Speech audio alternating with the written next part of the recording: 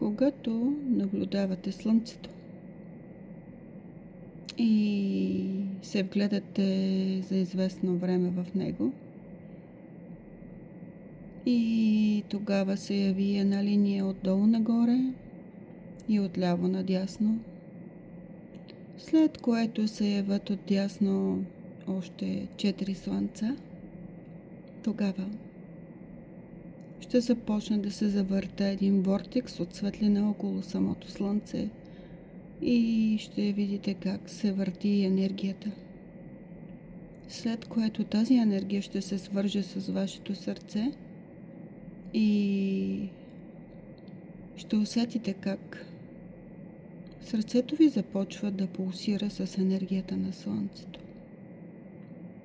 Тогава може да започне процес на сълзи, прозявки, оригвания и ще последва изчистване, освобождаване и облегчаване от всичко старо във вас. Отдайте се на процеса, не се страхувайте, защото може и цялото тяло да се разтърси, когато се освобождава от дадена енергия, която не е подходяща за вас.